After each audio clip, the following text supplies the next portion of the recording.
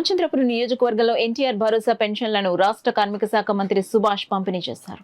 రామచంద్రపురం పట్టణం 1వ వార్డు కొత్తూరు నందు ఎన్టీఆర్ భరోసా పెన్షన్లను రాష్ట్ర కార్మిక శాఖ మంత్రి వాసంశెట్టి సుభాష్ పంపిణీ చేశారు. ఈ సందర్భంగా పెన్షన్లు అందుకుంటున్న లబ్ధిదారుల కళ్లలో ఆనందం కనిపించిందన్నారు. అనంతరం మంత్రి సుభాష్ మీడియాతో మాట్లాడుతూ ఎన్నికల్లో ఇచ్చిన హామీ మేరకు ఒకేసారి 4,000 పెన్షన్స్ పెంచడం జరిగిందన్నారు.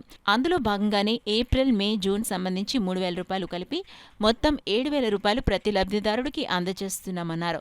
వైఎస్ఆర్ ప్రభుత్వం పాలన పోయిన తర్వాత పెద్ద ఎత్తున మహిళలు రోడ్లపైకొచ్చి ఆనందం వ్యక్తం చేశారని, వైఎస్ఆర్ ప్రభుత్వం రాక్షస పాలన వలన కేవలం వాళ్ళకి 11 సీట్లు రావడం జరిగిందన్నారు. అదేవిధంగా గంజాయిపై రాష్ట్ర ప్రభుత్వం ఉక్కుపాదం మోపుతోందన్నారు. ఈ కార్యక్రమంలో టీడీపీ, జనసేన, బీజేపీ నాయకులు, కార్యకర్తలు, అధికారులు పాల్గొన్నారు.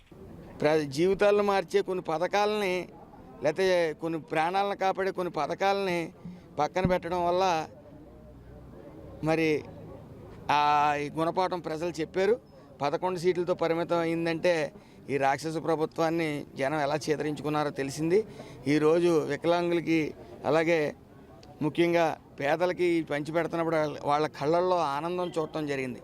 చాలామంది ఆనంద బాష్పాలతో 2 చేతులు పట్టుకుని ఈ 5 ఏళ్ళు నరకం అనిపించాం, జగన్కు ఓటేసి చాలా పొరపాటు పని చేసాం, జీవితంలో మళ్ళీ ఆ వైఎస్ఆర్ ప్రభుత్వానికి ఓట్లు వేయం, చాలా నరకయాతన అనుభవించామని చెప్పి స్వచ్ఛందంగా బయటకు వచ్చి చెప్పిన వైను. ఏదేమన్నప్పటికీ ప్రజలందరూ స్వర్ణ ఆంధ్రప్రదేశ్ని చూడబోతూ ఉన్నారు. ఇటు చంద్రబాబు నాయుడు గారు, అటు లోకేష్ గారు, ఇటు పవన్ కళ్యాణ్ గారు ఆధ్వర్యంలో స్వర్ణ ఆంధ్రప్రదేశ్ని చూడబోతున్నారు. ఇచ్చిన హామీలన్నిటిని కూడా ఈ 5 ఏళ్ళలో పూర్తి స్థాయిలో మేము పొందుపరుస్తాం. ఎట్టి పరిస్థితుల్లో ప్రజలందరూ సుఖంగా ఉండేలాగా, సుఖ సంతోషాలతో ఉండేలాగా చూస్తాం. ఈ గంజాయిపై పూర్తిగా ఉక్కుపాదం మోపడం జరుగుతుంది.